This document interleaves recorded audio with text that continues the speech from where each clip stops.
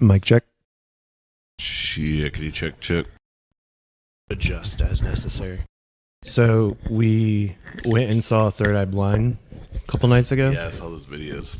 And on the way in to, Dos Equis, Yeah. there's it's in Fair Park, so it's not the best neighborhood. No, that's a great neighborhood. I don't know what you're talking about. So the plan was to grab something to eat between here and Arlington and there. And I just you get in that hurry where you're like, I'm going to go pick up friends. So I'll go between here and then I'll go get something. And then you just want to get to your friends so quickly that you just don't. You go straight there. Yeah. Then you get your friends and you're start talking and you don't realize that you're already almost at the venue. So we're there and we still haven't got anything to eat. And Allie's like, oh, I need a snack. And I was like, okay. I was like, there's a McDonald's right here. There was McDonald's, Jack in the Box, and Golden Chick, back to back to back. Okay. And so then people in the back, our friends, are starting to talk about how good the mini tacos are at Jack in the Box. Okay. And so Allie was like, go ahead, do it, pull in. So I pulled into the drive-thru for Jack in the Box, and as I'm pulling in, so Jack in the Box is if you're driving on the right, there's a Jack in the Box on the right, you pull in to the right, and as I'm pulling in, there's an unhoused person coming out of the front door, and a manager / security guard following behind him with a straight up gun in his face. Damn. Pulled it out in his face, walking him down in the entryway / parking lot of the Jack in the Box. That's at insane. 7:45 in the evening. On prime dinner time. Yeah.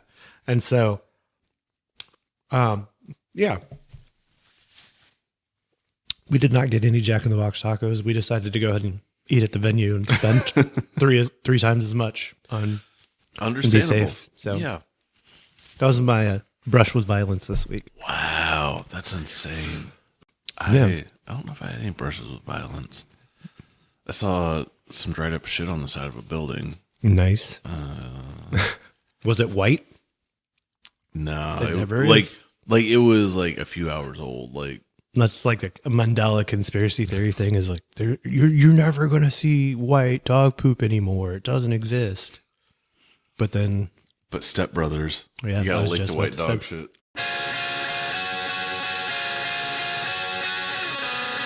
You're in big trouble, though, pal. I eat pieces of shit like you for breakfast. You eat pieces of shit for breakfast? No.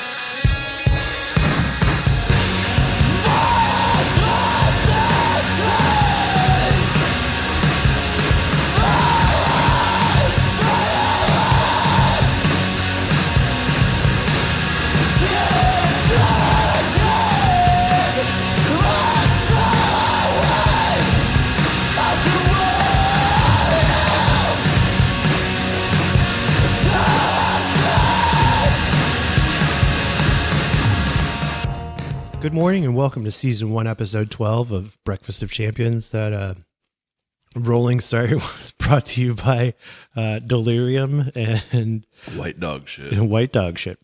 This episode is our 12th episode in a series of episodes. A dozen. Wow. Baker's dozen. Not yet. Next yet. one. Mm-hmm. Lucky But a number straight 13. up. Yeah. So, how you feeling after? Let's do a State of the Union address. How are you feeling after 11 episodes going into the 12th episode of Breakfast of Champions? I feel like maybe we're getting better, but we're doing it. We're doing it.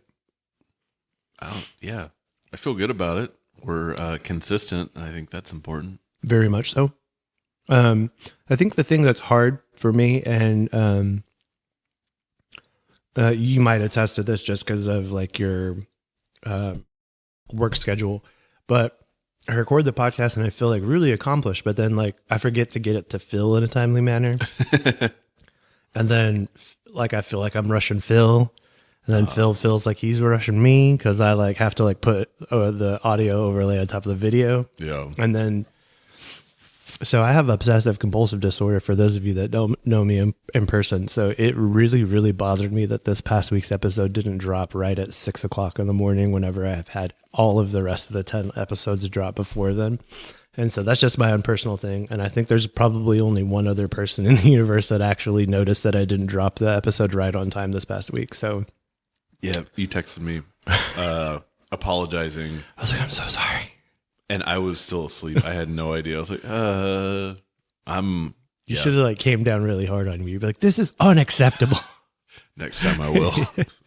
Be like, it should be there 6 o'clock, no fails. 5:59 and 58 seconds. Yeah.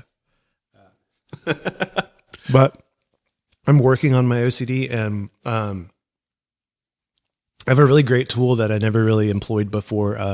My therapist was like, just kind of shrug it off. She's like, all those fleeting thoughts that kind of come through that like, these are high expectations, and be like, it's not going to be there on time. There's going to be people that are like going to care that it's not there. And then she's like, yeah, maybe so. She's like, just kind of go with that thought for a minute. And I've been, maybe sewing it. And it feels weird. But then I also realized after the fact that no one really cares that it's not there right at 6 o'clock. It was there like at 10 o'clock. Yeah. And then the other thing is like, we've been trying to do the video thing and be consistent with that. But like, it's really hard to get video up on YouTube. And so we're going to probably try that every other week. So just kind of look to the YouTube channel every other week for having the video component. And then, the podcast will still live on YouTube, whether we have a video or not. It'll just be, a static picture of our album art cover. I think we might have a new static photo we should use. We definitely should. Yeah. If you follow us on the Instagram and you see promotion for this week's episode, you will see a lovely picture of our third co-host that was remembered this time. So yeah, I forgot it last week, but our third and fourth unofficial co-host who's never been on the show. That's right, brother. So yeah, check out the Instagram. Go give us a follow if you don't already. Yeah, we're also on Twitter, Facebook, the Facebook. If you hear us munching, it's because we have kind of a bigger breakfast this morning, and it's going to take longer than like just a little donut munch here or there. We can give them authentic banana noises. Yeah, give them the authentic banana noises. My daughter's going to hate this. I do ASMR now. Yeah, so my daughter has like, I think it's called misophonia or something like that, and she gets like irrationally enraged when she hears certain like chewing noises. Make sure maybe we need to put a disclaimer over that. Yeah. So like we have these things, they're called loop headphones, and they kind of like take out some of the static noise and stuff. And so she tries to like remember to put those on at dinner time because it's just like, and she's like, I'm gonna kill you. Like like it doesn't matter if you're 80 or 8. She's like, she'll tell a grandma. Swinging. She'll be like, hey man, you need like my father-in-law. She'll be like, Papa, chill out with the chew. And then she'll tell my 6-year-old. She'll be like, okay, you need to go to the other room. She doesn't. It's not. That's like, amazing. It's not a personal thing. It's just like but she hates everyone equally. I wonder if my mom has that. Have you seen that meme where it's like, back in my day, we didn't have mental illness. And then it's like quick cuts of like, you can't get on my couch. It's only covered in plastic forever for a reason. Yeah. And it's like, no, it's like very specific. I collect model trains and you're not allowed to touch them.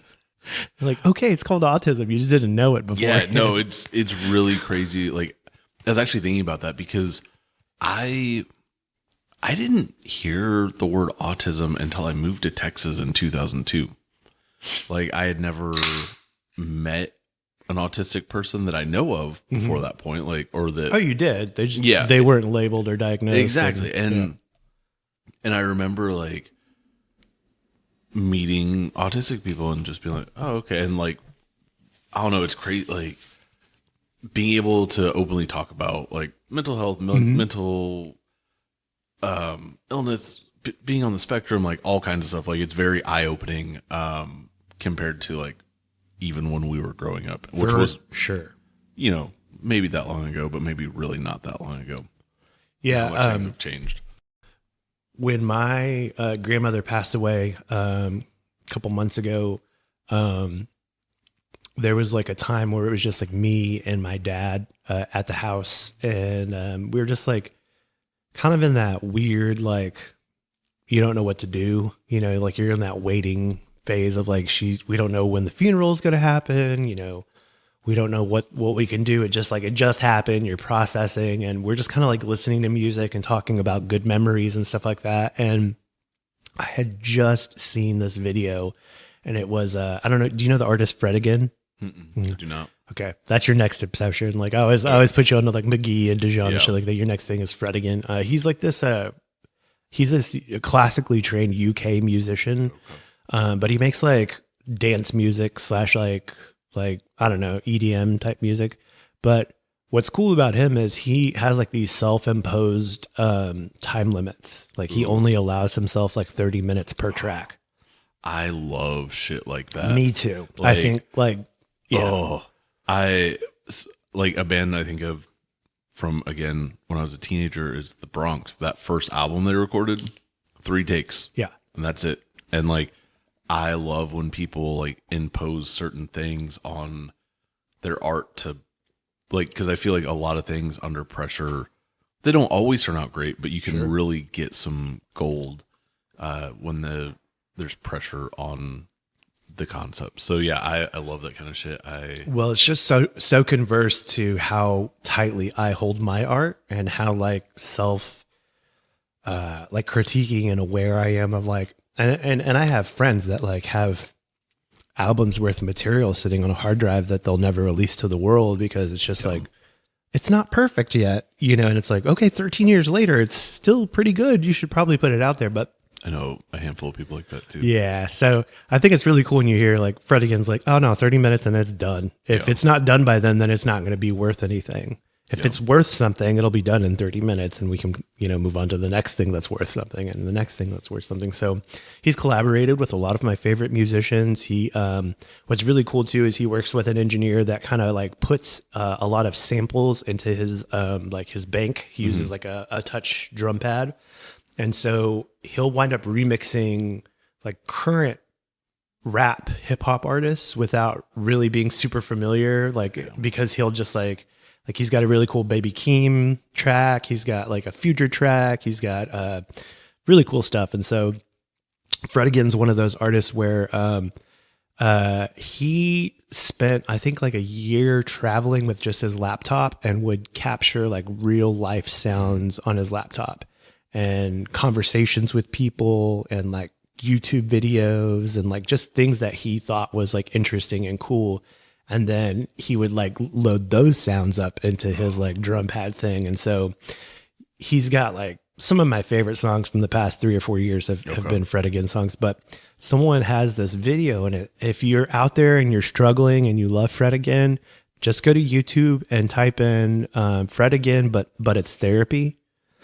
And it's just this mega mashup of like podcasts and like they're like Theo Von's, some of his stuff is on there.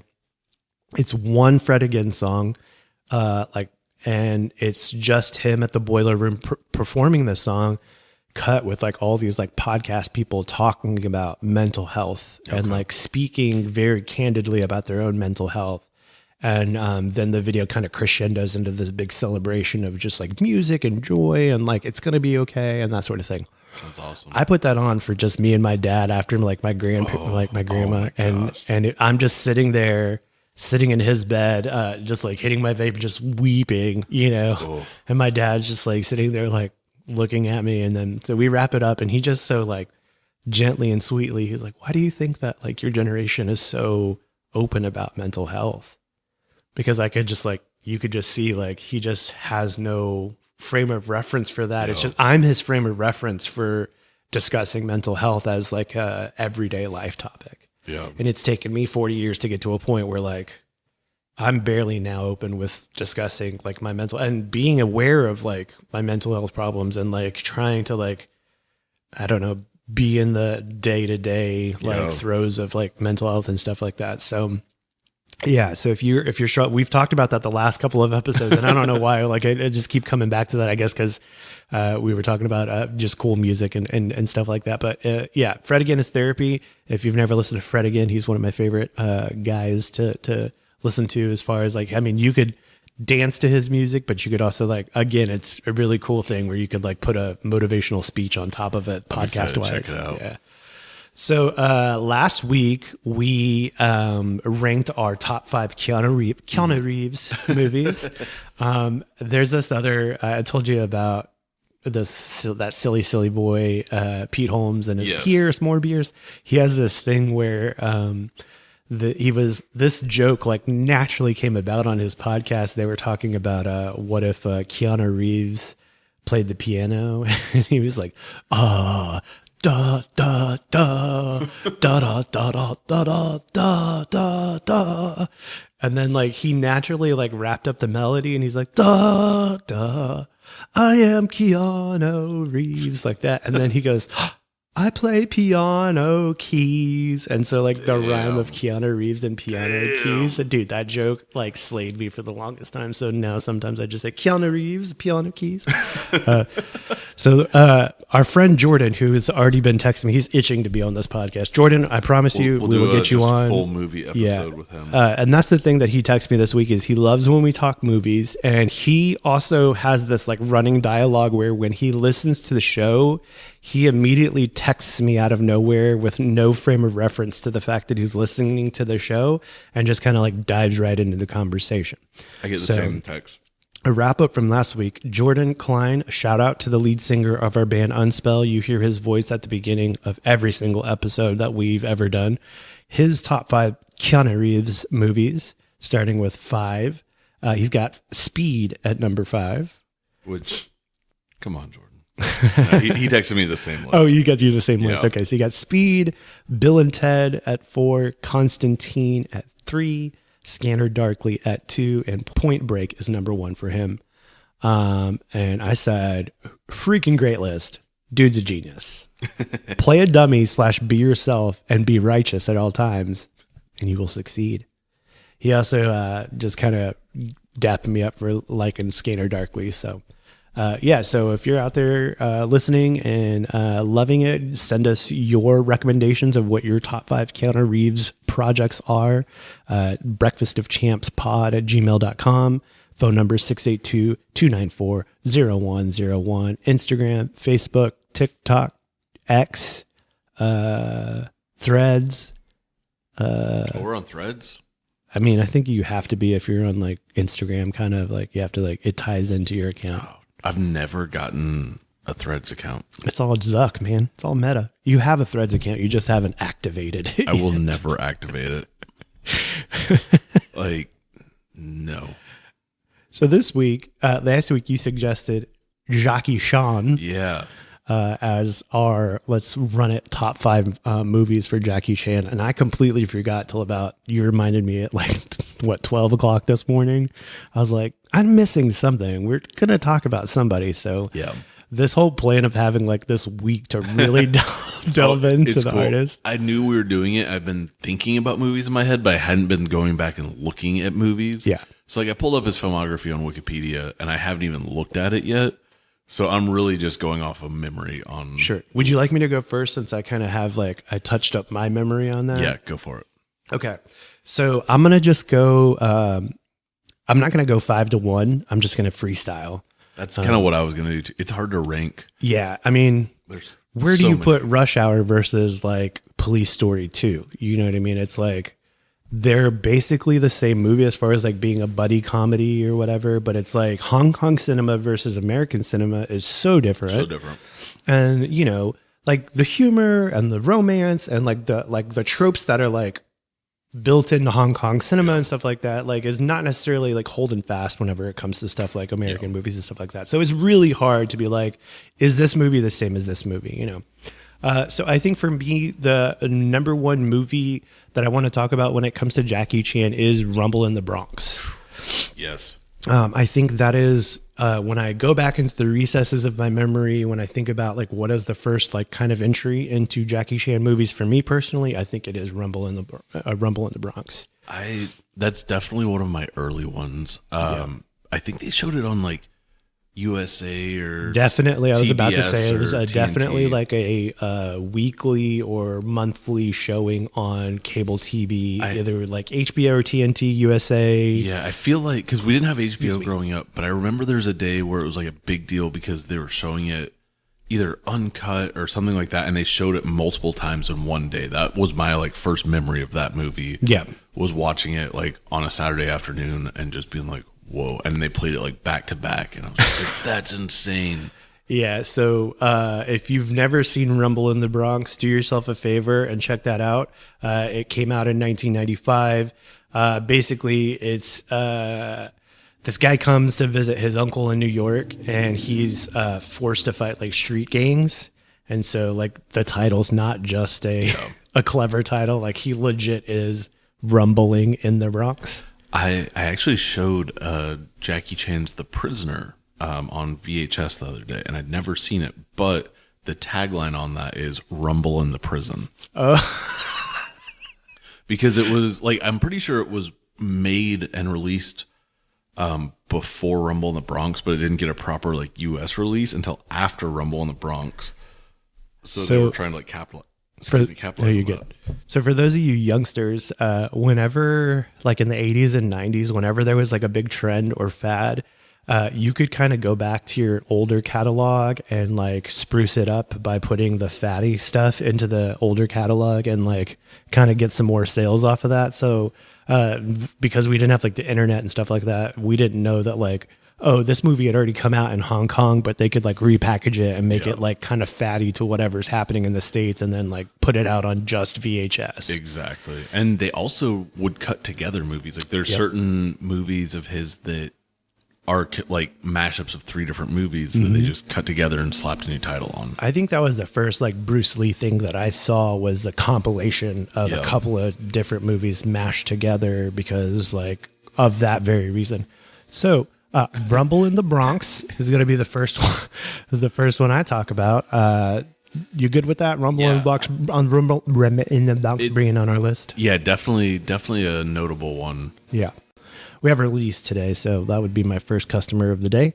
Lining up today. We've got a live audience today. Yeah, hey, Let's call get in him on the show. Shout out. The next movie I'd like to talk about, whenever it comes to Mr. Jackie Chan, I think would be. I mean, let's talk about the Rush Hour trilogy, because I think that is, outside of Rumble in the Bronx, maybe the next most accessible thing whenever it comes to Jackie Chan to like the everyday person. I think that if you've never seen a martial arts film, if you've never seen another Jackie Chan film, if you've maybe even never seen movies in general, you still know about Rush Hour. You still know about like the cultural phenomenon that happened whenever that movie came out. Like if you lived through it, like you couldn't escape. Like, do you understand the words that are coming out of my mouth? Never touch a black man radio. Like all of the like that stuff. You couldn't escape that. But also, I think that like they like ran it into theaters, released it, and then played it on TV every day for like 15 years straight.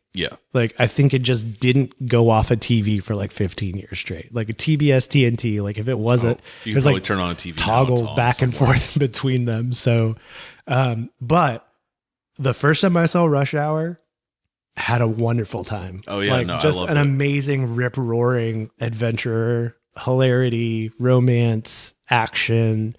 Just like a cultural perfect movie for the time. Do you remember? Did you ever watch Shanghai Noon? Yes. Like where they tried to play off of the success of Rush Hour. Yes, and Wild Wild. It was like a combination of Rush Hour and Wild Wild West. I was like, let's just get a buddy, but it's got to be Jackie Chan. But then it's got to go back to the Wild Wild West. Yeah, I actually rewatched that this past week. Not on the list. No. Not on the list. It like I remember seeing it in theaters and liking it, but watching it now, like 25 years removed, no. How do you feel about the? Did you ever watch The Tuxedo? No, I never saw The Tuxedo. Okay, it's not on my list, but I did want to bring it up, strictly because I watched it because Jennifer Love Hewitt is in it, and I had to have a humongous crush on her. And it was like 2002. It was like the year I graduated high school, so I was like 18-year-old boy, little man boy, and Jennifer Love Hewitt decided to be in a movie with Jackie Chan. So anything she's in, I'll watch. Well, you haven't seen that, so. Well, I didn't know she was in it. I don't know why in my brain the Tuxedo was like a Nickelodeon produced like Jackie Chan movie, but it might be Disney for all I know. Yeah, like it. Let's see. I remember being when it came out, just kind of being like, "Oh no, I'm above that in my Jackie Chan viewing. I only watch the Hong Kong shit, Golden Harvest only." So that's kind of what I was going to talk about too. Is Jackie Chan, is he better buddy comedy, or do you think that he is like definitely standalone on his own? Because I think that we were introduced to him as a lot as like buddy comedy, like definitely like with the Rush Hour and the Shanghais, and like even some of the ones where he's opposite a lady, they're still kind of like his partner in crime in those movies. Like even in Police Story. Yes. Like, yeah. Is it more a language barrier thing, or is it his comfortability thing? Like I'm the funny stunt guy. I need a straight person, or I need someone to play off of. You think? I'm just asking your opinion. I don't know. I don't know if you know his actual. I didn't know if you interviewed him or anything. Yes, I've met. He's. Let me call him up. We'll text him. No, I mean I think for the American releases like Rush Hour and Shanghai Noon and most of his like English language movies, I think it is more like a language barrier. Probably studio executives being like, "Hey, this guy can't sell it on his own. Like, let's get a funny up and coming actor, comedian in there with him to balance it out." I mean, and those movies like struck gold. Everybody's seen them. They made tons of money, so like awesome. But I do think that it's more of just like Americanized movie making. Yeah. So we've got Rumble in the Bronx. We've got the Rush Hour trilogy. We've got honorable mention for the Tuxedo. There is two that I wanted to mention that are on my list, whether you want to rank them kind of 1, 2. I think that they're 2, 1, 1, 2. That's going to be the Drunken Master. Yeah. And then Police Story, 1 and 2. I mean, they kind of are like, to me, they have to go together because they're, so I'm going to go probably Police Story is going to be my number 1 Jackie Chan, and then Drunken Master is going to be my number 2 Jackie Chan. And then number 3 is one that is more recent. It is, what is it called? The Foreigner. I never saw that one. Yeah, you need to see that movie. Okay. So I'm going to go number 1, Police Story 1 and 2. I know that they're 2 different movies, but I consider them one movie. And then I'm going to go Drunken Master 2. Mm-hmm. I'm going to go Foreigner 3. I'm going to go Rush Hour 4, the trilogy. And then Rumble in the Bronx 5. Okay. So that's my official Jackie Chan top 5. I'm going to give mine, but it's I'm not going to rank them because I don't. It's hard, man. I'm going off of memory also. Yeah. So I'm picking these purely out of nostalgia because they were important when I saw them, and they were important as to like how I enjoyed and like kind of got interested with Hong Kong cinema and like going down that rabbit hole. So, Jackie Chan's Who Am I? That one, I rented it on tape constantly as a kid and was just obsessed with it. For sure. I thought it was so cool. And then I'm going to go with Jackie Chan's First Strike. Mm-hmm. Like, insane stunts and it's so many cool fight scenes. If you haven't seen that movie, you got to check it out. Like, the ladder scene, just crazy fight scenes. Number 3 is again, I don't know if the movie's actually that good. I haven't watched it in a very, very long time. But Operation Condor. So that one again, I'm picking these based on like nostalgia and importance in my life. That was the first time I saw like a foreign film in a movie theater. So there was this little 2-screen like old theater that showed all of the like art house or foreign films, and where I grew up, and it was like super old school. I feel like there was like red curtains on either side of the screen and like gold walls, like classic old movie, like palace kind of deal. And I remember my dad taking me to see Operation Condor, and I was just like, whoa, this is wild. Yeah. But that movie was called Armor of God 2. And the first Armor of God never actually got a U.S. release in its like original format, but it was them trying to do like Jackie Chan as Indiana Jones, like adventure and stuff. So yeah, like that one again, I'm sure now if I watch it, I would like, break it down like, this isn't really a good movie, but it was so important to like, it was so cool seeing like a Hong Kong Jackie Chan movie. This is your biological top 5, your autobiographical top 5. Yeah. Number 4 is going to be Mr. Nice Guy. I like with Rumble in the Bronx, the last scene, like the big fight with the hovercraft and everything. Mr. Nice Guy with those giant trucks with the giant wheels, tires. That stuff was just wild to me. So Mr. Nice Guy. Oh, I'm trying to think. While you're thinking, we'd be remiss if we didn't mention, Mr. Chan also made an appearance in both Cannonball Runs. Yeah, I saw that. I saw it. I mean, Police Story is untouchable. Yeah. It's got to be on the list just because it is a classic. And there's a thing in town called Cowtown Movie Classics. They're on Instagram.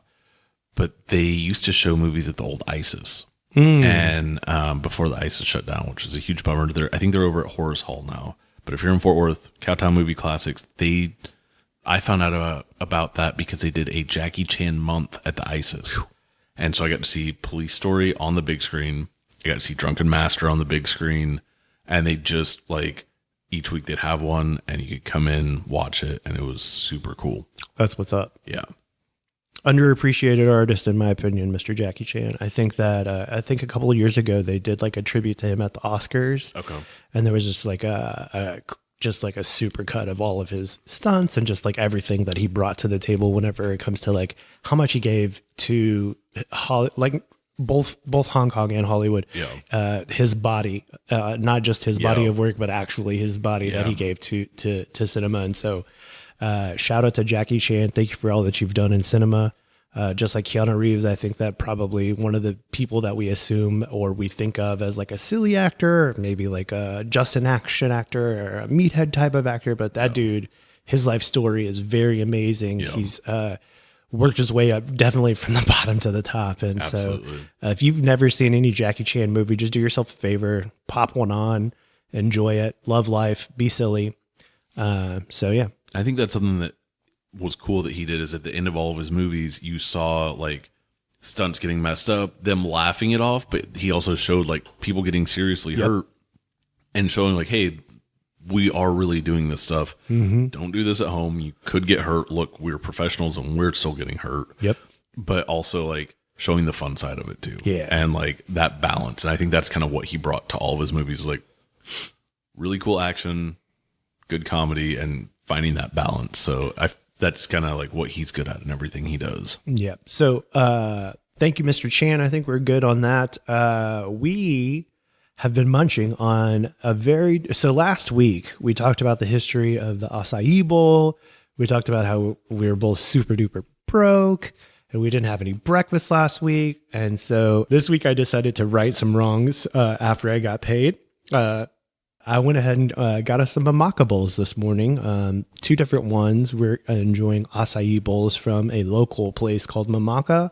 I'm not sure if they're a chain or not, but they are very elegant in their establishment. They're over off of University, across the street from the like Apple store and like the Anthropology and the Nike Wellness Collective over there off University.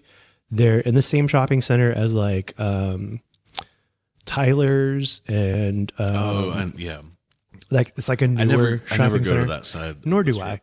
I always get my Mamaga DoorDash. Okay. I don't mess with the window or the swings or the cutesy Instagram stuff. Yeah, I've only me and Kevin have actually eaten in a place. Oh, it's not there anymore, but over in that shopping strip. Nice. So no breakfast. Martinez?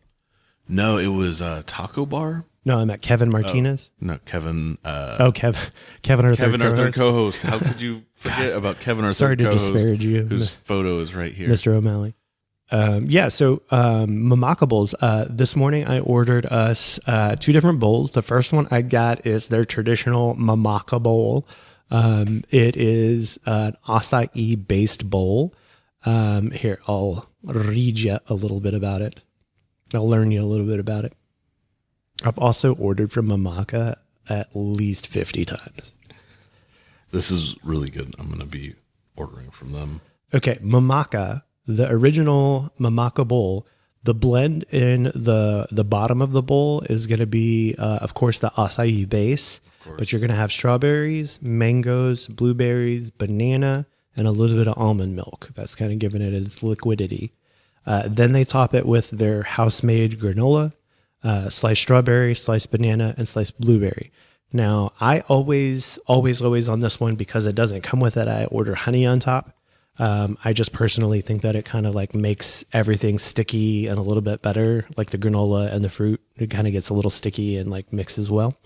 The other bowl that I ordered this morning was, let's see, which one did I get? Let me look at my receipt. The pipeline? The pipeline. Yes, that's correct. The pipeline. So let me look at that one here. Pipeline. I also like that they sign it with what's on it. Like they write on the bowl what you've got, and they also put their initials. That's pretty awesome. Like, yeah. If I go in there, I know who made it. I can like, hey, that was awesome. Thanks, Caitlin. So pipeline, the one that I got this morning, the base is going to be the acai. They're going to throw a scoop of peanut butter, some strawberry, banana, and chocolate almond milk instead of the regular almond milk. And then they're going to top it with the house-made granola, strawberry, banana, and cacao nibs. Now, mine did not come with cacao nibs today, and I was a little bit disappointed with that, but they must be out. But yeah, Mamaka, they come in 2 sizes. This is the small, by the way. Wow. They have another one that's a little bit bigger than that. I wouldn't be able to do that. That's the regular. How long have we been recording? We've been going 30 minutes at least. 37 almost 40 minutes. Yeah. And I've been slowly snacking on this, and I'm full. Yeah. Like that's a small. That is absolutely insane. Yeah. So that's like under $10. And so, yeah, since we've been discussing acai bowls and how they've come to the States and how like Brazilian Jiu-Jitsu is to thank for that. I went on my little trip to the Hill Country and tried a couple of a couple of acai bowls down there and had a good time. Sent you a couple of pictures. Mm-hmm. But yeah, so I've been kind of into that. I think it's a really cool way, especially during the summer, to kind of get your breakfast in. You don't want to stand over like sizzling bacon whenever it's 100 degrees outside, whenever it's 9 o'clock, 10 o'clock in the morning in Texas. So yeah, if you want to try something a little bit different, you are more than welcome to try an acai bowl because it's nice and cool and refreshing fruitful and yeah. So what do you think? What are your initial thoughts on this acai bowl? Oh, it's super refreshing. Hit the spot at this early hour. Yeah, I am gonna have to get another one because that is fantastic. Num. So 0 to 6 bowls. 0 to 6 acais. Solid 5.5. Yeah. Yeah, no, this is fantastic. Thank 5.5. So yeah, no problem. If you're in town, try Mamaka. If you're not in town, just Google acai bowl near me and see what you can find. There are some chains I know that definitely have acai bowl on the menu. If you've got a Bahama Bucks near you, not only do they do rad and funky snow cones, but you can get an acai bowl from Bahama Bucks. Really? Okay. And they're really good. We have one by our house, and from time to time when the hankering hits and we can't get to Mamaka, we'll just go over to Bahama Bucks and get an acai bowl. You want to know who else has acai bowls? Tell me. The Great American Cookie. No way. Yeah.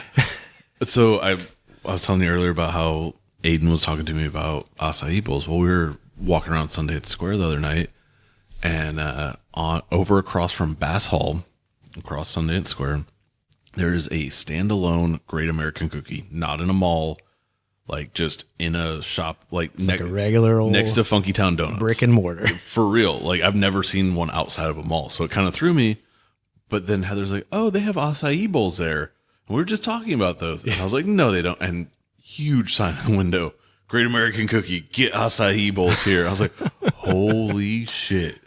Like, I guess if you're not in a mall, you have to like diversify in order to survive as a standalone brick and mortar Great American Cookie. It's like Schlotsky's being like, "Okay, we got to get Cinnabon in here." All right, the greatest merch of all time. We got sandwiches and we got Cinnabons. Yep, that's all you put need. them together, and you got a Cinnabon turkey muffaletta. You got it, brother.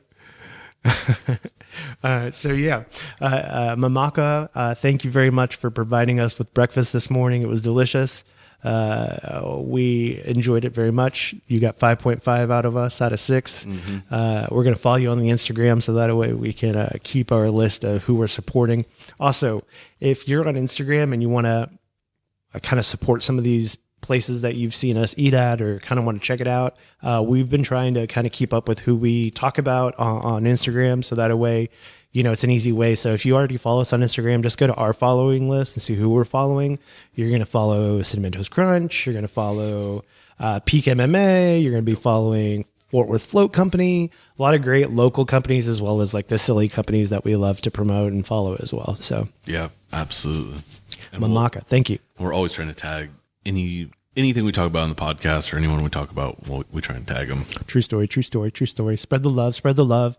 It's all about synergizing. Exactly. You know what I mean? This week, I wanted to bring up something that maybe you haven't heard about before. And so I had not heard about this before you sent it to me. Yeah, so we're all about the violence here, and we talk a lot about the UFC in particular, and mixed martial arts, and maybe even a little bit boxing. But I wanted to talk about in particular one style of fighting. However, before we go there, did you watch the Riyadh season Everything or Nothing Bud Crawford promo that I sent you? The boxing promo? Yes. Oh my God. Like a punch in the gut watching that thing. Dude. I have seen it at least 5 or 6 times. Turkey Al Sheikh, you have outdone yourself with the production value of this promotional fight for tonight's fight between Terrence Bud Crawford and Armadev, I believe is how you say his name. Not exactly sure how you say it. Let me double check the pronunciation there. Israel Madrimov is how you say his name. So Terrence Bud Crawford is fighting Israel Madrimov tonight. And if you've never heard of or know about Terrence Bud Crawford, in my opinion, he is currently probably the best boxer boxing right now. He's kind of got a really hard story whenever it comes to like his background and stuff like that. In particular, if you're from the United States of America, it's a very hard story to hear. He's got a mother who kind of withheld a lot of affection and love from him when he was younger, even hired other boys from the neighborhood to come and try to beat up her son. Never really allowed him to like really celebrate anything in his life, and basically would not hug him or tell him that she loved him until he became a millionaire. And so that sounds hard, mentally, and especially for someone that's in the United States of America. But there's another side of like growing up hard. Yeah. And that's what you saw in the production value as far as like Israel Madrimov is concerned. He's from Uzbekistan. Mm-hmm. He had to leave a war-torn country. And so if you don't know these fighters, don't know their stories, this boxing promo really summarized that quite well in about 2.5, 3 minutes. It's a black and white shot of these two competitors that are kind of tied up in a clinch. They go back to their corners, and as they sit down, all of these flashbacks to where they came from kind of go through their minds as they're getting ready to go into this last round of the commercial. And so you have images of Bud's mom hiring those boys to come beat up her son. Images of Bud's dad leaving when he was a young person. You have images of Israel growing up in Uzbekistan with no water, having to sleep on floors with lots of people, having to take trains, planes, and anything that he could do to get to a good place to train boxing. And so the humanity of that, of everything, of all that, just really is like, I mean, the second I saw it, goose pimples, my hair was standing on edge. It was just crazy. Yeah, it hits you right in the gut and puts a lot of things in perspective that you don't always think about when you're watching these fighters. Exactly. Humans, where they came from, everything that they've put into it. Some of these fighters, like we talk about Francis Ngannou, who, that dude, I don't know if you know, he was trying to get into Europe and he escaped Africa and he like had to swim the channel and like got sent back 2 times. And like, yeah, I mean, like some of these fighters have just like, before they even step foot in the ring, before they even train, they've lived 1,000 lives. Yeah. And so they really did a great job with that. And so that fight is tonight. Looking forward to that. Just wanted to touch base on that before we moved on because, the fight's going to happen tonight and maybe that promo will just kind of get swept under the rug. But I think I'll go back to that time and time again as far as like one of my favorite fight promotion hype videos. Yeah. Not a lot of talking, not a lot of music, just a lot of good scenes and kind of show you where they came from. Powerful and where they're imagery. Yeah. That's Riyadh season for you, baby. They got the money. So the fighting style / martial art that I kind of wanted to talk about this week is something called Lethwei. Lethwei is Burmese boxing. Mm-hmm.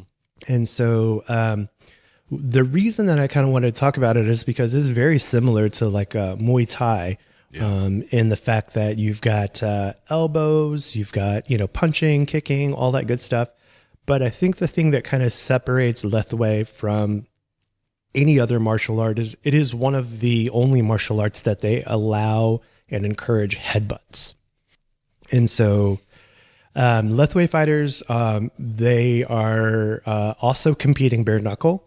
So they're wrapping their hands in only tape and gauze. They also said like back in the day, they used to allow electrical tape, I guess, because of, just the not necessarily having all of the proper equipment or whatever. But in most combat sports, you're not allowed to headbutt your opponent. In Lethwei, they encourage it. It's one of, they call it the art of 9 limbs, this 9 limbs. So, the 9th limb being your head. Oh my God. Let me use my 9th leg to open my pineal gland by headbutting you so hard I headbutt you into another dimension. Yeah. So if you've never watched Lethwei before, it's spelled Lethwei. So if you pop that into the YouTube or the Google, it'll give you some cool videos, explanations of that. So the cool thing about it is like it originated in Myanmar. So it's like one of those things where like it is very much a regional martial arts that I think that like much in the way that like, like we talked about Muay Thai being like very Thailand centric, you go to Thailand to train Muay Thai, if you want to get the best of the best jiu-jitsu, you're going to go to Brazil to train with the Brazilian. If you want to get the best of the best grappling and wrestling, you probably will go to like, I don't know, Dagestan to wrestle with those guys. This is one of those things where like Myanmar, they had this style of fighting beforehand, but what happened was they had this guy, his name was Kiar Bin Yayan, and he was a boxer from Myanmar, and he went to the 1952 Summer Olympics. So we're actually in Olympic season right now, so this is kind of a cool tie-in. He went to the Summer Olympics, and he saw kind of how modern rules and regulations really helped the sport of boxing and how like they were able to like bring quote unquote barbaric events to the masses without it being, such a spectacle of violence. And so, after he got back from the Olympics, he traveled around Myanmar and, he trained with a lot of the Lethwei fighters, and he actually helped set up the new rules. And so beforehand, it was very like no rules, kind of like the Brazilian Vale Tudo, no rules, kind of a situation. They actually placed some rules, got a federation, got it sanctioned as an actual sport. Damn. They have weight classes. They have something called a golden belt. Okay. And so if you win the golden belt, you are the world Lethwei champion. It really took off like in like the 90s and 2000s, similar when like, that whole thing with like, the era of like Girls Gone Wild, UFC, order the tapes now, order it now. 2 a.m. Like Comedy Central just went off. Yeah. You just got done watching The Man Show and Girls on Trampoline, South Park at 2 a.m., all that. Aeon Flux is about to come on. Yeah. So, and then you got this order it now. Yeah. So it's one of those things where you kind of had to like look for it. It wasn't very popular. It was one of the sub genres of that like whole gone by era. But I think what's cool now is it's being more modernized because one championship, a current fighting promotion, has gotten hold of it, and they're still putting on Lethwei fights and stuff like that. And so there is a lot of countries have banned Lethwei for being too violent. But the United States is not one of them. Yeah. You can fight a Lethwei fight in Wyoming. It's the only state in the United States that is sanctioned. I mean, I can't think of a more perfect place for a Lethwei fight outside of I want to go to Wyoming just to watch a Lethwei fight. I've been to Wyoming. I have too. My grandparents lived in Wyoming for a while. I just drove through it a couple times, but yeah. They lived in Cheyenne. Wyoming is a place that, did you know that there's only one escalator in the entire state of Wyoming? I did not know that. Yeah, fun fact.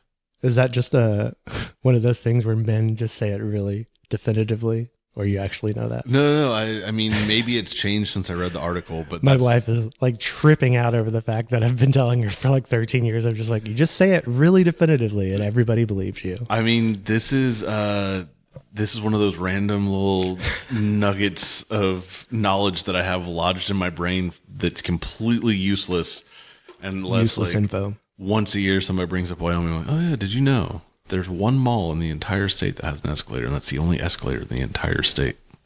I love that. Yeah. So you may have heard about Lethwei, you people out there. If you ever watched a Netflix documentary called Fight World, Frank Grillo would travel around to different places and train with different styles of mixed martial arts fighters. He actually went to Myanmar and trained with Lethwei fighters. And so that is an episode on Netflix. What's up? As of 2023, Wyoming has 2 escalators. Oh, see? Men saying things definitively. But that's less than a year ago is when the second escalator came to Wyoming. If we had recorded this a year ago, I would have been right. Okay. Well, we didn't, so you're not. But I also read that article like 3 years ago, so I love things move quickly. Fact checking in real time. It's part of our thing here that we do Breakfast of Champions. So also, if you're a fan of the Japanese manga series King and Ashura, there is a Burmese Lethwei master named Sa Paing who is so indestructible that his opponent shatters every bone in their hand when they try to punch him. Damn. So Lethwei is a very cool thing. It's not really well known. I kind of wanted to shed some light on it. Just wanted to get all you Breakfast of Champions out there on the Lethwei train. Just in case it becomes super duper popular. We're actually going to do a Breakfast of Champions sponsored Lethwei fight in Wyoming. In Wyoming. On both of the escalators. Yeah. We're going to have 2 fights, one on each escalator. Another thing that I was telling Parker that I thought is really kind of interesting about Lethwei is that some of the traditions they have whenever it comes to beginning the fight, I think are very cool because, in karate, usually you bow. Yeah. There's some other martial arts where, you're very respectful to not only your opponent, but also the crowd or the judges or whomever, the coaches. Tradition in general. Yeah, exactly. Just being kind to the art in general, thanking those that came before you that paved the way. So Lethwei still does this thing where it's called the lakamon. It's a traditional gesture performed by Lethwei fighters to challenge their opponents with courage and respect. The Lethwei mount is done by clapping 3 times with the right palm to the triangle-shaped hole formed when bending the left arm. The clapping hand must be in the form of a cup, while the left hand must be placed under the right armpit. So you're kind of doing like a triangle here, and then you're 1, 2, 3. So the Lethwei mount is done at the beginning of the Lethwei Yay and can be done while fighting. So you've seen that. I showed you a little bit of that. You showed me some videos, and I saw them doing it during the fight. So this is done because it's an invitation to fight, and it's inspired by birds of prey, like eagles. They flap their wings while flying and hunting. So this is kind of like a traditional thing that they do before their Lethwei fights. They also kind of do a little, they call it the Lethwei Yay is a little fight dance that they do. It's performed before the fight as a way to showcase the fighter's skill and kind of as a victory dance after the fight. It's sometimes the Lethwei mount is confused with the Lethwei Yay. The Lethwei mount is done with the Lethwei Yay at the beginning of the fight. So you've got the whole cupping thing. And then the pre-fight dance was more commonly referred to as the Hanyeb in colonial times, but it's performed in accordance with the tempo of traditional orchestra. So music is involved in this back in the day. It also incorporated a much more elaborate dance and show of skills. So it's kind of like I'm going to challenge you to fight, and then I'm going to show you what I got before I show you what I got. Okay. But now it's more toned down. It's more like this is how big I am in stature. Thank you for coming. They do it to each side of the ring. So everybody kind of gets a little bow. And as they do it to your side of the ring, usually that side of the ring stands up and acknowledges or cheers or kind of salutes. And so that's cool. I think that personally is super freaking cool. I really like that too. It's one of those things where like, you go to concerts, and I think it's corny, but if you buy into it, it's one of those things where like Third Eye Blind just did it, where you're like, hey, say hi to somebody you don't know. You know what I mean? And like, they want you to buy into like the communal aspect of what's going on. And I think that's a similar thing here, is that like sometimes when you're in fights, especially when it comes to the United States, people are on their phones. Yeah. People are like not paying attention. Hell, this past weekend at UFC Manchester, it happened at 5:00 in the morning, so people were asleep. Yeah, I mean, I've seen so many pictures of people just straight up slumped at the UFC card this past weekend. So this is kind of like one of those community, like, hey, I'm here, you're here, let's get it on type situation. Yeah. So Lethwei is very cool. Like I said, you're allowed headbutts. Any punches are allowed. All elbow strikes are allowed. All knee strikes are allowed. All kicks are allowed. Clenching is allowed, sweeps are allowed, throws are allowed, takedowns are allowed. Basically, pretty much anything is allowed. Another cool thing about Lethwei is that they allow you to call one timeout during the fight. And this timeout is usually reserved for if you are like knocked out or you're kind of dazed. They can call this timeout, and they've got up to 2 minutes to revive you and bring you back to fighting shape in any form or fashion. So if you can think about it, it's one of those things where we watch UFC and we see these brutal knockouts or knockdowns or whatever. And, you know, it kind of takes away that whole like early stoppage thing, because your corner can kind of like assess you and kind of bring you back. And so I was telling Parker before we started, some of the ways that they bring these people back are just, they're biting people's ears. A little nibble on the ear. You know, they're slapping people. They're throwing, obviously ice water in people's backs and faces. I mean, just basically anything they can do to awaken their opponent and get them back to fighting shape so they can get to fighting again. It's crazy to think, like, getting, like, knocked out and then having somebody nibbling on your ear and throwing cold water on you and pushing you back out there. You lose conscience, and then you come to, and your coach is ripping on your ear a little bit. Mike Tyson, is that you? But maybe that's where he got it from. Maybe he was dazed. Maybe he was training in Myanmar. Maybe he hit or Wyoming. He hit Evander Holyfield so hard that he was like, "I need to nibble you to wake you back up a little bit and get you back into the fight." But no, like that is insane to think about. Like, oh yeah, you got knocked the fuck out. Now we're gonna wake you up in the weirdest way possible. And we're gonna send you back out there.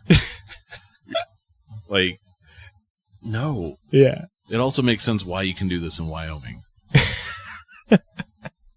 So there's a lot of very fancy moves whenever it comes to this. There's a lot of spinning elbows, spinning kicks. There's like combination kick elbow thing, like knee elbow things where you're like kneeing and elbowing at the same time. There's like elbows and headbutts at the same time. And then we watched, I was kind of showing you a little bit about Dave LeDuc, who is kind of like I would say maybe more internationally known for Lethwei. He is obviously not from Myanmar/Burma. He's a French Canadian. Yeah. So, but he kind of brought Lethwei to like the masses when it comes to like everyday person would know about Lethwei, in my opinion. Kind of comes from Dave LeDuc. So I wanted to talk a little bit about him before we moved on, if that's cool. Yeah, absolutely. So yeah, like you said, he is French Canadian. He is a former 6-time Lethwei world champion. And he held the golden belt. So the belt in Myanmar that like everybody wants that trains for Lethwei, he actually won that belt and he's been a world champion 6 times. So you do not have to be from Myanmar/Burma to be involved in Lethwei, or to challenge for the belt or anything like that. His life, he was born in Gatineau, which is in Quebec. And he played baseball.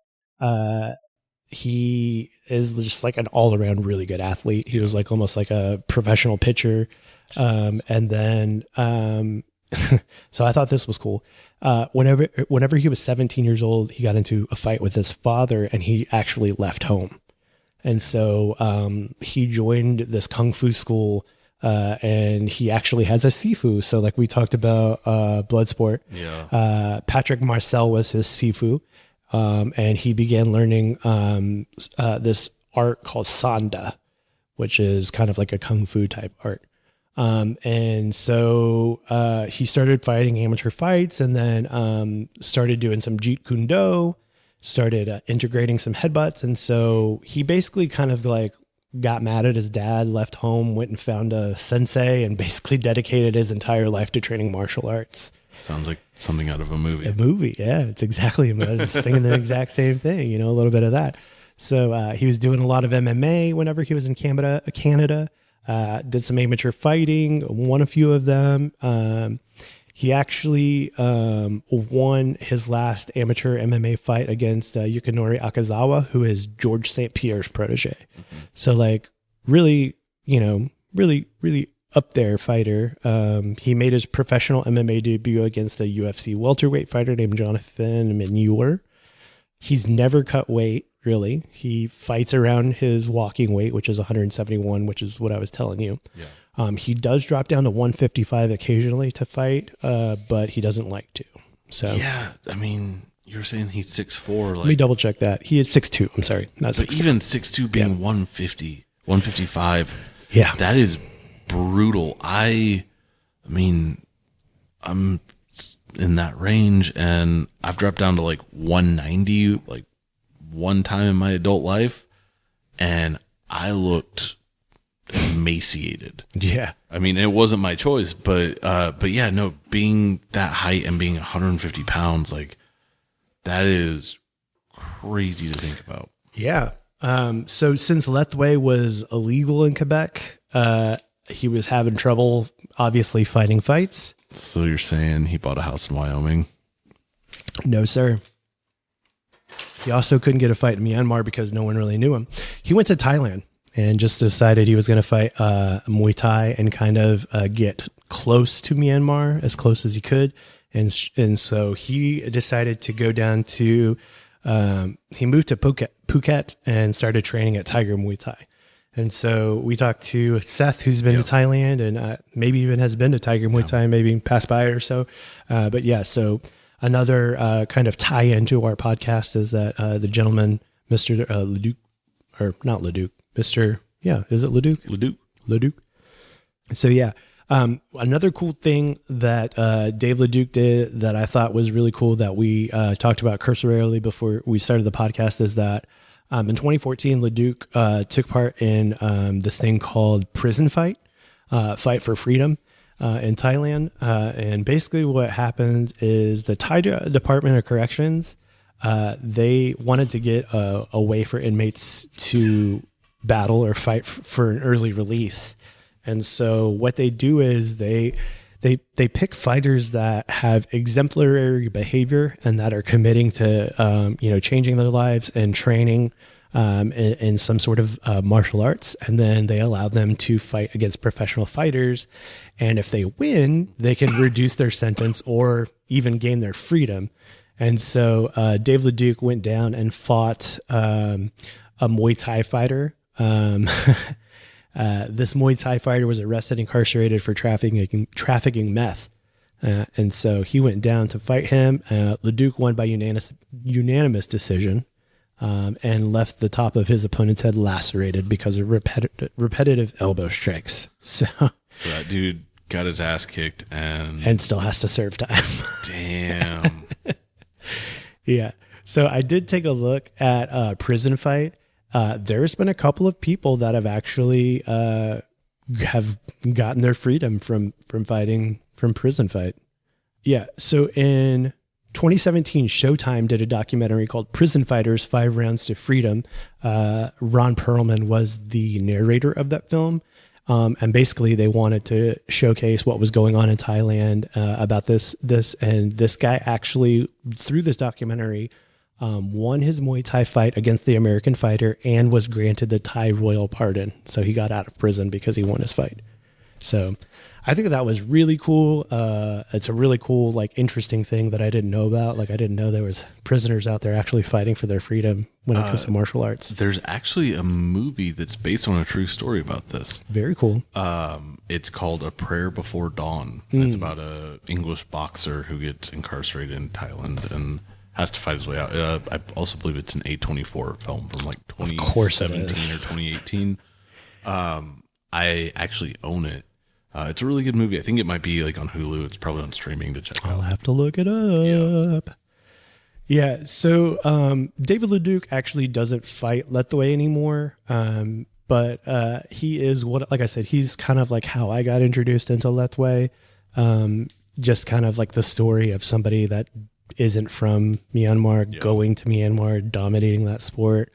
Also, he is he's vegan, so it's one of those things where whenever I was vegan or very interested in vegan things, I was he was one of my champions because obviously he looks the way that he looks and he fights the way that he fights, but he's also vegan. Yeah. So if you're vegan and you're looking for someone to put on your wall has to be goals, maybe check out Dave LeDuc.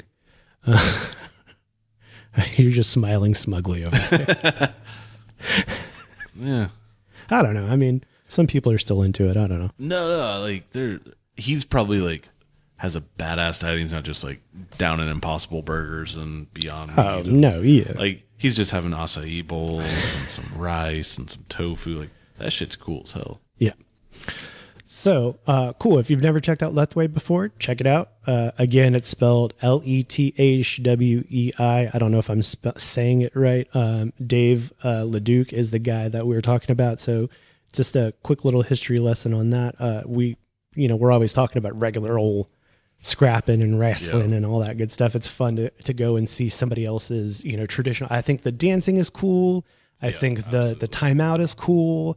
I think, the fact that it's still being done in Myanmar is cool. So very cool stuff. Tonight, actually not tonight, in about 45 minutes, the UFC is going to have an event. It's a fight night, so it is free to watch. We're going to cursorily talk about this event and then go to next week's event, just because I feel like this event is, like I said, it's happening in 45 minutes. So when this gets dropped on Thursday, it'll be old news. Well, everybody will know. But I did want to say we did really well on our predictions from last week. We got to start a Patreon for people to pool money. Yeah, we talked about this. So yeah, if you live in a state that allows sports betting, and you want to start, the Broke Boys, Breakfast of Champions, betting pool. Broke Boys, Breakfast of Champions betting pool. That's a lot of B's. Anyways. B word fat. But yeah. So if you want to start that, hit us up. We'll start a Discord and we'll get Venmo, Cash App to you, and then we'll just like get our picks rolling and then be millionaires by the end of this thing. By the time season 3 wraps up, we'll. Also, that just makes me think of that video I sent you of the guy, the sports betting guy, trying to get it legalized in Texas. He was in Irving. Yeah. All of his reasoning, it's man. Yeah. So legalized in Texas. Today's fight is happening in Abu Dhabi, hence it being at 11 o'clock in the morning over here because it's already, it's I think 6 or 8 hours ahead of us. Let's take a look at the card.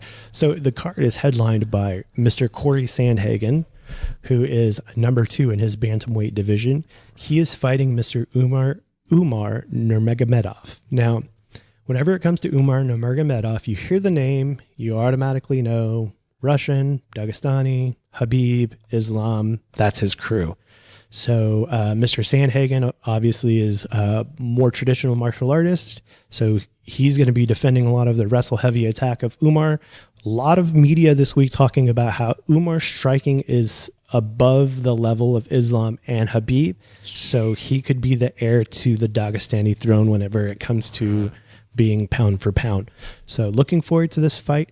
Very cool fight. Mr. Sandhagen is a veteran of the game. He is definitely not scared of Umar. He's fought the best of the best. He is still on top of his game whenever it comes to it. So sparks should fly. If you have ABC, I know this is going to drop after the fact, but this is a free fight. So if you have ABC, a regular antenna, anything like that, you can watch this fight for free. You don't have to have ESPN. You don't have to buy a pay-per-view. This is just regular old plain TV. So I think that's cool. They do that sometimes. I guess what do they call it? I don't know. The fight before the main event, we have Nurmagomedov versus Michael Olajashuk. Now, this is the Sharabullet guy. He only has one eye. Yeah, no, I can see that. Yeah. So Sharabullet is a very scary fighter. He always wears like the keffiyeh and he's like got the one eye and he's just like very, very scary. So yeah, no, just this picture of him is terrifying to look at. Yeah. I mean, why would you? I would never bet against Shara, so I'm going to go with Shara on that fight. Yeah. I'm sorry. Did you have a pick for this top fight over here? Corey Sandhagen versus Umar Nurmagomedov? I want to see Umar go for it. Let's do it. Umar, number 10, is going to take on number 2, and we're going to pick Umar. I'm going to automatically pick for us. Sharabullet's going to win this fight. There's no way that he's not going to win this fight. So the third one down. Now, this is very crazy to me because both of these fighters at one time were headlining fighters. So we've got Marlon Chito Vera and he's fighting Davison Figueiredo. Davison Figueiredo held the belt for a really long time. He was one of the guys that like Sean O'Malley was fighting for a long time and that whole thing. So this is actually cool that they're not like headlining this fight. This is like, 3 fights down. So we've got Marlon Chito Vera versus Davison Figueiredo. This is going to be an exciting, explosive, strike heavy fight. I'm excited for this. I personally think that Marlon is on the upswing, even though he just got that huge knockout by Sean O'Malley. I think Sean O'Malley's just on a different level. He's just kind of riding that wave right now. However, it would be cool to see Davison Figueiredo put up a fight. I'm going to go with Chito Vera. I'm going to go with your pick. Yeah. Now, this one's the sad one. We've got Tony Ferguson, who is on a 7-fight losing streak. Ouch. Fighting Mr. Michael Chiesa. Tony Ferguson is one of those guys who's like a fan favorite, a legend of the game, has probably fought like 35 fights in the UFC. People love to watch him fight. El Kukui. Mm-hmm. The last fight that he fought, he trained with David Goggins, the running guy or whatever. He's done some really interesting things. He went 2 years with not sparring. He's back to sparring for this fight and sparred 120 rounds in preparation. So, you have Dana White actively calling for his retirement after the last 3 fights. Yeah. But yet we're still giving him people.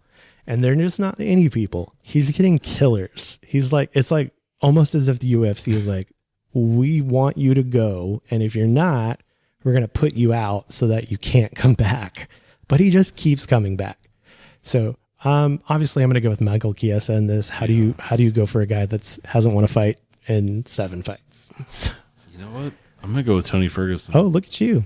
Let's see what happens. Let's fucking go. Let's get him another contract.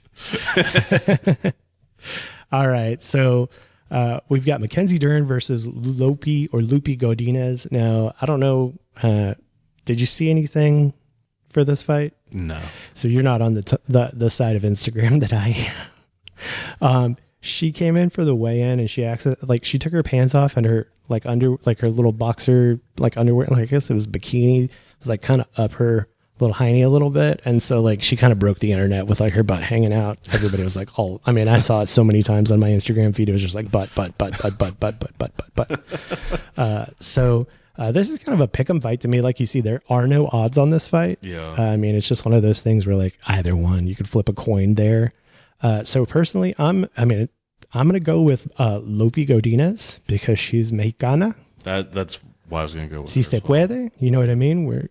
We can do it. Love Mackenzie Dern. Great fighter, great personality, but personally, I'd like to see the Mexicana win. Now we've got Joel Alvarez versus Elvis Brenner. I don't know anything about either one of these fighters. Let's see here.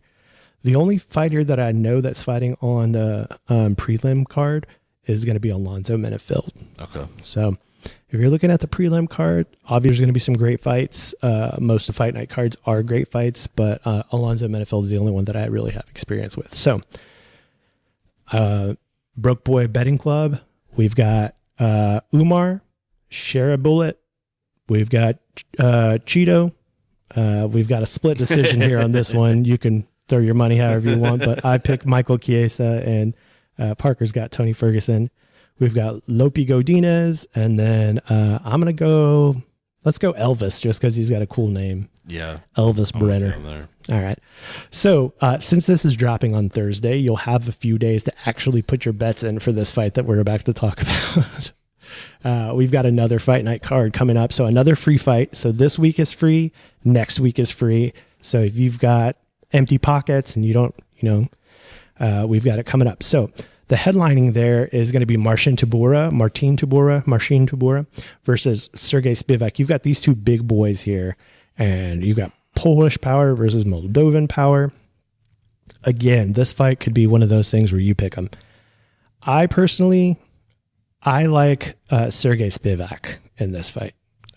You may not know either of these guys. I don't know either one of them. So yeah, I'll go with Sergey. We literally should bring a coin up here. Sorry. Just flip it. Yeah. And we've got Chris Gutierrez versus Javid Basrat. Man, no odds on this one either. Kind of a pick'em. Let's go by face alone. Face alone? Face alone, I'm going with Chris Gutierrez. All right, you heard it here first.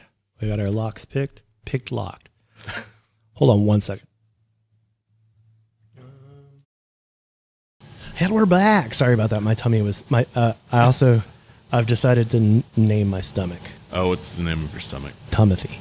Tumothy, I love it. So my tumothy hurts right now. Pardon me. All right, we went with Chris Gutierrez on face alone. Yeah. Featherweight bout, Damon Jackson versus Chepe Mariscal. Now, I've always said for the longest time that this gentleman looks like the lead singer of a band that I played in. And so if you ever heard the band Titan Move, this guy kind of looks like the lead singer of that band. And so I always think it's funny when he fights. And I think I'm going to go with Chepe in this one. Yeah, I'm going with Chepe too. If we're going face alone. Chepe. Yeah. That guy looks That's model-esque almost. And then we've got Yana Santos versus Chelsea Chandler. We've got a Russian versus the United States. If you're from the 80s, you should automatically go with the United Chelsea. States. Face alone, might go with Yana, but, she's Russian, so. Yeah, can't do that. Yeah. We've got Uros Medic versus Danny Barlow. I've seen Uros fight. I've never seen Danny fight. But again, we've got Serbia versus the United States. I'm going to go Uros Medic. Yeah. Face alone. Face and name. Oh, yeah. Dude looks hard as fuck. Then we've got Alan Nascimento versus Rafael Fio. Both Brazilian guys. They are lighter guys, flyweight guys, so you're going to be lots of scrapping, but they're Brazilian, so they may wind up grappling. But, fast hands. I'm going to go Al Nascimento. That's what I was thinking too. This guy looks a little thin to me. You know what I mean? Yeah. He looks a little like smaller, a little more petite. And Yeah. this guy looks stocky, filled out traps. Yeah, for being flyweight, he looks thick. Yeah. So on this portion here, this one and also this one right here, I already took a look at it. I think they came from another promotion, hence they're the black and white pictures. Gotcha. I was like user submitted headshot amateur fighter. So we've got Toshomi Kazama versus Charlampos Grigoro. I don't know how to say Cyprus versus Japan. I'm gonna go straight Japan just because I love Japan. Yep. So and he's got a color shot, no black and white for me. And there's no nip. Yeah. Next, we've got a welterweight bout between Johnny Parsons and Yasaku Kinoshita.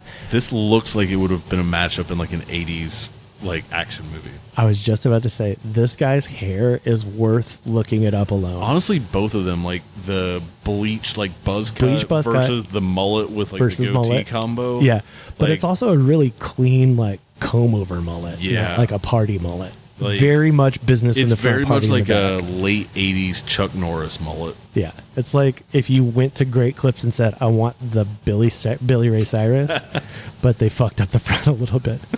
I'm going to go Yasuko. I'm going Johnny Parsons. All right. Also that name, that's also just like... Yeah, Johnny Parsons. Yeah. That's a good name right there. Johnny Parsons. All right. Next fight, we've got Carol Rosa versus Pani Kanzad. So, Sweden? You're going to go with the Swedish? The Swedish. Also, her name's Panny, so you know she got ridiculed. She's got a lot of hate. Yeah. Panty waist. I mean, that's right there for the taking.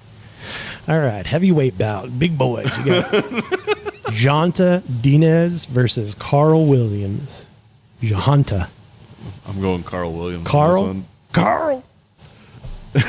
But he's showing nip. I know that, but he looks like he's like once. He's got that sideways smirk, like meh. It's almost like a pout, like I have to poop pout. Okay, so we're gonna go Carl. Put our money on Carl. Last two fights we've got Yusuf Zalal versus Jarno Aarons. We've got Morocco versus the Netherlands. This guy's face looks like almost Conor McGregor-esque cut up. I was thinking that same thing. Yeah, I'm going to go with Netherlands on this one. Yeah. He looks like he's ready to go. Let's do it. Last but not least, we've got Stephanie Luciano versus Talita Alencar, Brazil. I'm going to go Talita just because we don't do black and white. Yeah, color photo. So put those in for us, whoever is running the Discord channel for the Broke Boys Betting Club. I'm going to shoot you some Venmo money or some Cash App or some Zelle. We'll get this thing rolling. If you want to be in charge of the Broke Boys Betting Club, give us a call at 682-294-0101, or you can email us at breakfastofchampionspod@gmail.com. Now, we've got about 30 minutes left before I have to open up shop here. I don't know if you're going to take all of this time for the current next thing that we have here, but I am very excited about this. This is something that I kind of thought about when we first started talking about the podcast, but I didn't want to be so on the nose with who we are as people. Gotcha. If you don't listen to like heavy music or like, you know, guitar music or like any, you know, sort of like metal or any sort of like emotional or hardcore or anything like that, like you may not have ever heard of this, but if you're in any of those genres, you've probably most definitely heard of Powerviolence. And so today we kind of wanted to talk, because the word violence is in the name. I never even thought about talking about this before you brought it up. I was like, oh shit. Like this thought had never crossed my mind. Well, I'm glad. Yeah. Yeah. So, I mean, obviously in my mind, I heard violence and then we kind of played like punk-ish style of music.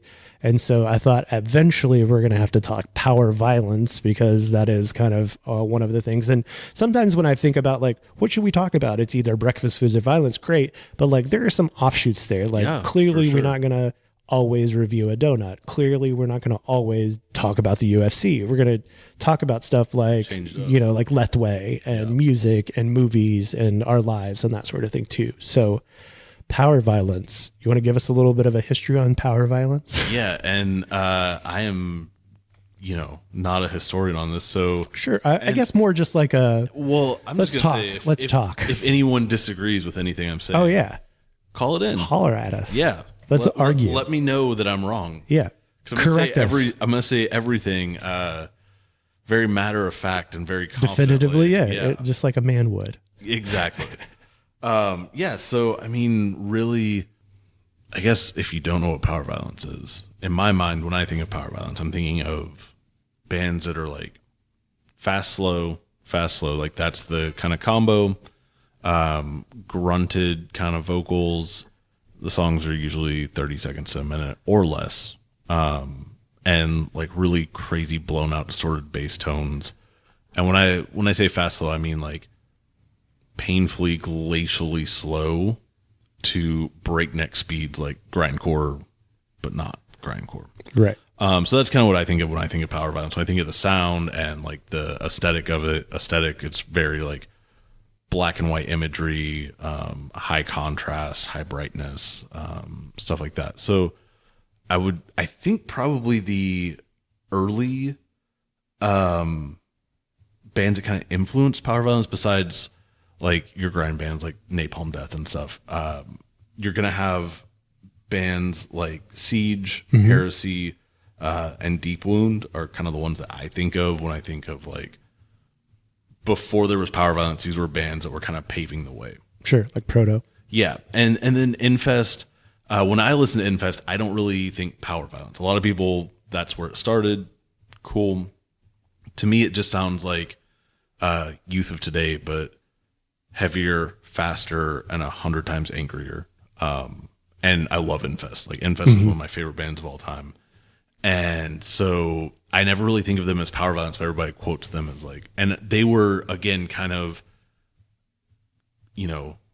so one of their members went on to form Neanderthal, which became Man is a Bastard.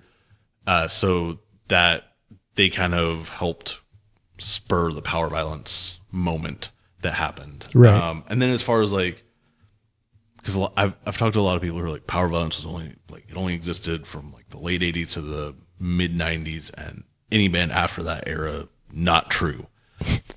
Real emo is real emo. Yeah, exactly. And so it really depends on who you talk to. And then there's also like, is this band a Powerviolence band? Is this band a fastcore band? Is this band just a hardcore band that has a little bit slower breakdowns, a little bit fast parts? Yeah. So, if you're talking to a purist, they're going to say bands like Neanderthal or Man is a Bastard, No Comment, Crossed Out, Capitalist Casualties, Ass Suck, Spaz, Apartment 213, Lack of Interest, Despise You. Like those are true from that era, from that group. Like when I was first getting into all this music, those were the bands. So it was like, oh, hey, you want to know where this came from? You want to know where the sound was developed?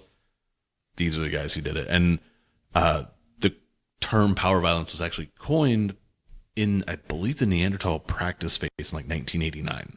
Okay. So like when Infest was active, like 86 to 88, there was not a term Powerviolence. So that's why I kind of, even though that's where most people think it started, and I think they, again, ushered it in, helped refine that sound, no one was calling them Powerviolence back then. Right. Obviously. Yeah. So my question to you, and like not necessarily a question, but more like a leading discussion topic is, during this time, now you have a lot of like the DC scene is happening and you have the California scene is happening.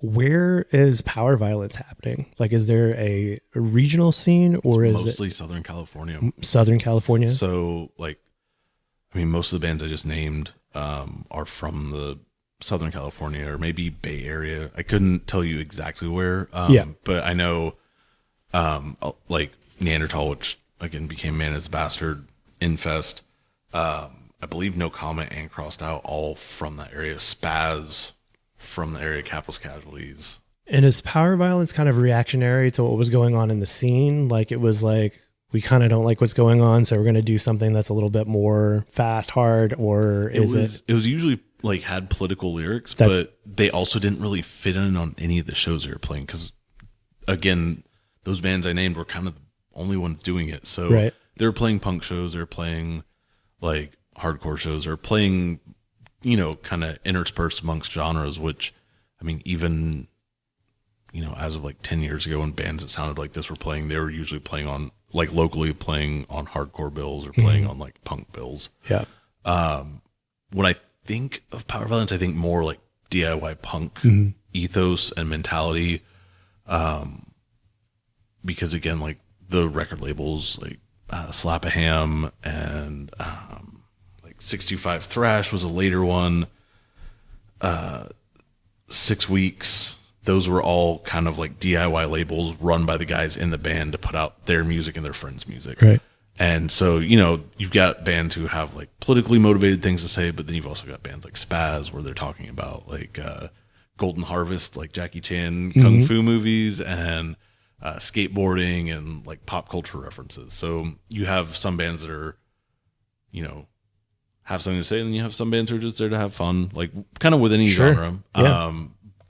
But yeah, so again, just that DIY thing is real big, and a lot of people, again, grindcore, I always think of more as like metal, because again, you have the fast, the slow in there, but it's always been more metallic and less punk, hardcore. So yeah. And then again, fastcore, thrash, like there was this whole resurgence of stuff like that, and people are like, oh, it's Powerviolence, but it's such a weird line. It's like, oh, is this band, I don't know, labels and stuff. It gets complicated and weird, and depending on who you're talking to, they'll like, oh, this person isn't, and music's cool. I have a question as far as like, are we dancing to Powerviolence? Are we like slamming to Powerviolence? Are we like, or is there not enough time / the change during up the slow in parts? space? You definitely go side to side during the slow parts. Yeah. And the fast parts, you just like fucking, I don't know. Yeah, go crazy.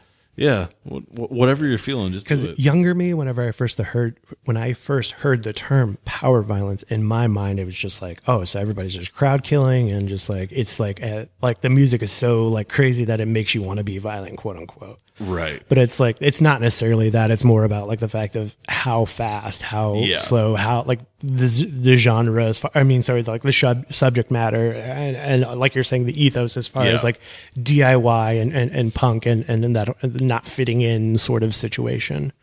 I kind of came into Powerviolence through emo violence. Yeah, that absolutely. Because I was a little scrams emo kid whenever I was growing up. So retrospectively looking back at some of the music that I was listening to whenever I was, coming up, Orchid, Jerome's Dream, and Page 99. I mean, you've got the tattoos to prove it, the t-shirts from the show to prove it. But those three bands, in my mind, when we talk about like, as far as like the term emo violence, that's kind of what, and so sometimes you like grow up, like as far as like, we didn't really know how funny / meme ska was going to become. Yeah. Like it was just a wave of music we were listening to whenever we were growing up. So like now that we're looking back and you see memes of like, I'm never turning my back on ska. And you're like, that was a weird time. But also like everybody had a ska band. Yeah. And you also don't realize that you're listening to Powerviolence or emo violence when you're in the middle of listening to all these bands through, and through just being like fast, hard music, whether it's, like you said, some kids come through it through metal, some kids come through it through punk, sometimes it's just alternative, like radio rock, like heavier radio rock, like Alice in Chains and stuff like that. Also saw, let's see here, you had something on here that I wanted to, Deep Wound, you had parentheses J Mascis. Yeah, so that was pre-Dinosaur Jr. started around the same time as Dinosaur Jr. Yeah.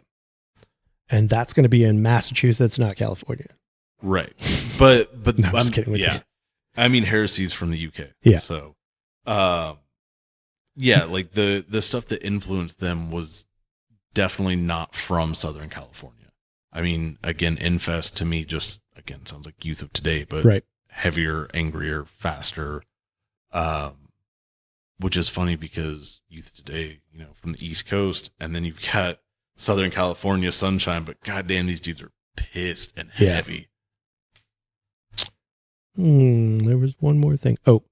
I also saw here, just as far as like legacy and influence is concerned, as far as like what we're getting from Powerviolence, as far as like coming out of Powerviolence, you've got like what they say, early ceremony. Like people, again, it's that weird thing where it's like people classify like early ceremony and early trash talk as like Powerviolence, which you can hear it in there. It's that slow like stomp and then the fast part, and again, it all gets so intertwined that it's like, oh, isn't it? But I think a lot of bands who have like kind of carried on that legacy, there's a thing called compilation called Brutality in Seconds. It's 4 bands.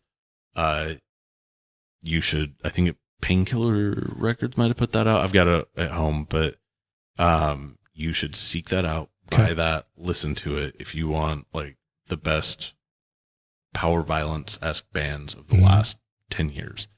It has Hatred Surge from Austin, Texas. Started out, I believe Alex was living in Denton, Texas when he started his solo project.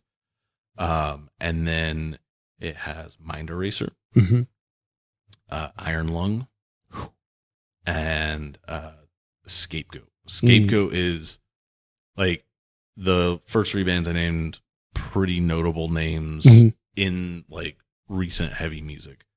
Scapegoat was not around very long. I believe they actually got back together just to play Hatred Surge, their last show in New York. I might be remembering that wrong. So again, call us in if I'm fucking this up. Let us know.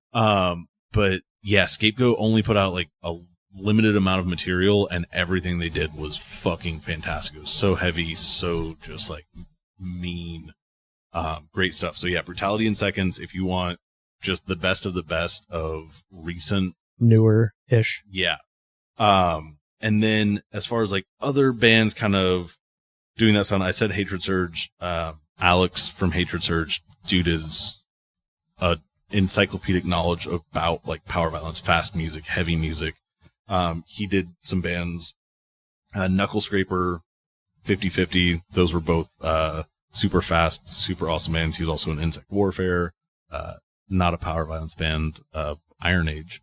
Alex is fucking talented dude. For sure. And then Endless Blockade from Canada. Okay. Holy shit. That band was fantastic. Speaking of Canadians. Yeah.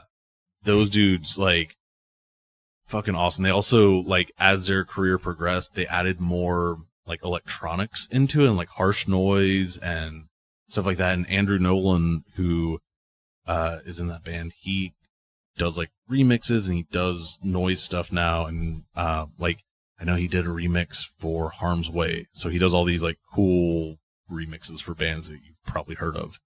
But yeah, they were awesome. I got to see them at the Phoenix Project, and there was this dude who shows up while they're playing, and he fucking just like, he looks like the dude from The Big Lebowski. And he's like bowing down to the PA system as the noise is coming out of it.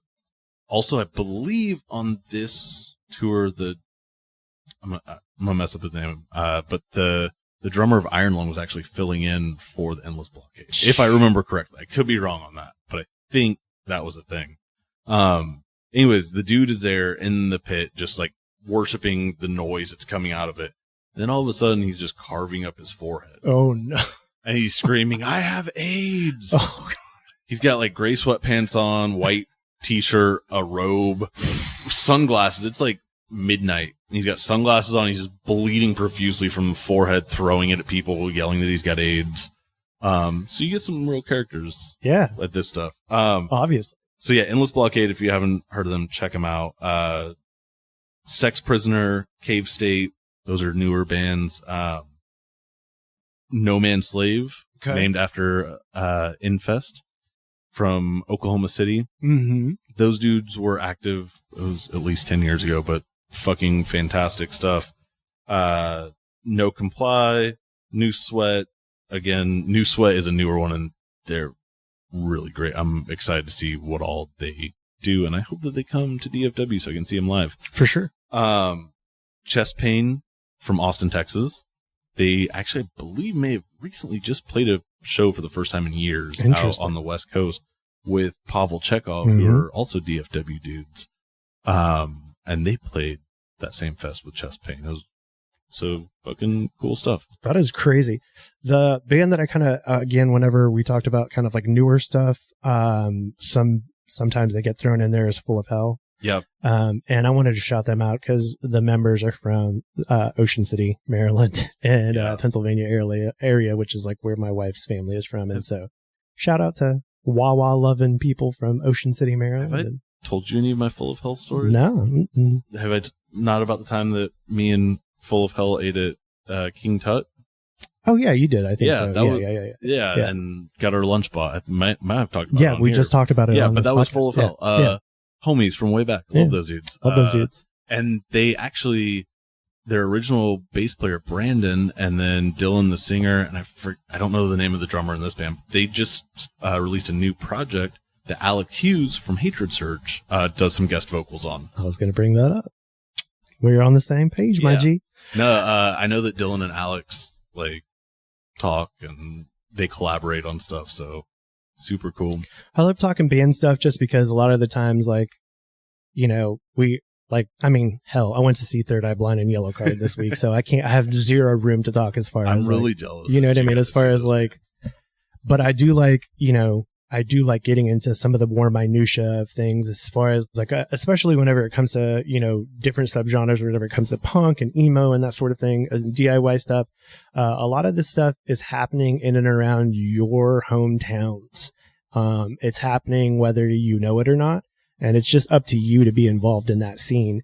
And all it takes is for you to ask a punk. You know, you just got to like ask around where the show's happening, go to a local record shop, see what they have in the singles area and the local music area. Usually you're going to find a lot of stuff that's going to be, like you said, black and white, very, you know, done by themselves. Yep. You know, it's going to be, but that's how you get into these little scenes. You start by asking somebody, talking to somebody, putting yourself out there, going to a show, buying a record, watching now these days, watching a YouTube video, following an Instagram account that you may not have seen before, you know, but that's how you kind of check out Powerviolence, #Powerviolence on the Instagram, see what you come up with.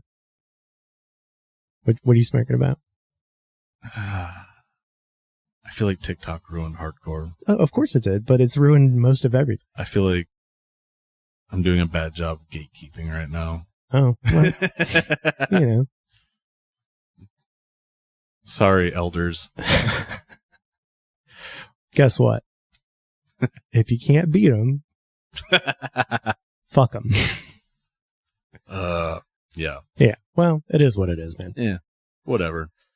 Again, like I said, my knowledge is, you know, not fully there. I do not have a doctorate in power violence or subgenre. No, we don't have a doctorate in breakfast or violence or power violence. With how much breakfast I've eaten? Okay, so 10,000 hours is probably you're probably there. Yeah. Yeah. 10 years full-time breakfast. Yeah. Yeah. So you're the master of breakfast, but I guarantee you I've watched 10,000 hours of MMA, but that doesn't make me an expert in it. I mean, I could watch you cook for 10,000 hours and I can't cook any more better. I've spoken English for 40 years and I can't get that son of a bitch right. Yeah, tell you what, it gets worse and worse every year as it goes. The other day we were at speaking of fine dining, anniversary dinner, we went to ABBA in Austin. And so I was like, and she's like, my wife was like, you sound nervous. I was like, I just couldn't get it out. My mouth, the words were not coming out of my mouth. It just wasn't working right. And it's like, has nothing to do with like me or like whatever. Anyway, this has been another episode of Breakfast of Champions, Season 1, Episode 12. We thank you for joining us. We had a good time today talking about our Jackie Chan movies, having mamaka smoothie bowls. Thank you for the mamaka bowl. No problem. That's how we do it when we're balling. Some weeks we're just negative in our account, and some weeks we can... Hopefully that burger money comes through soon, and we can... I can help I can reciprocate by balling out. It's all good, my G. This is we're charging it to the game. This is strictly for the love of the game. You're running on 3 hours maybe of sleep, and I've got us on the Mamaka Bowl, so it's all good. We make the teamwork to make the dream work, you know. But hey, to help us out, go give us a follow on all the socials. Please do. Yeah. Share if you like it, share it. Even if you don't like it, share it. Yeah. That helps us out. Ironically, share it. Yeah. Hate share it. And man, I fucking hate these guys. Don't listen to them, but post the link. They don't know shit about power violence. Yeah. Yeah. Tell all your friends how ignorant we are about music and MMA. Call it in. Let us know where you want to fight us. We can meet up. We take cash and Venmo for fights. Yep. We're going to have a special intro this week. I'm going to put that Breakfast of Champions John Belushi, I think, at the very beginning. So if you've watching any of the Olympics and you're as old as we are, you might remember back in the day, John Belushi did an SNL sketch about being having chocolate donuts every morning for breakfast, and it being the Breakfast of Champions. I love that he's smoking a cigarette while he's like, yeah, it's got all the sugar I need for the pick-me-up in the morning, just fucking puffing away and eating little chocolate donuts. A fucking icon, and look where it got him. All right, brohams and broham ladies, we love you guys. Talk to you later. 682-294-0101, breakfastofchamps at gmail.com, and all the socials. I hope you guys have a great rest of your week. Bye-bye. I was like, whoa. I like it. Remix, cool.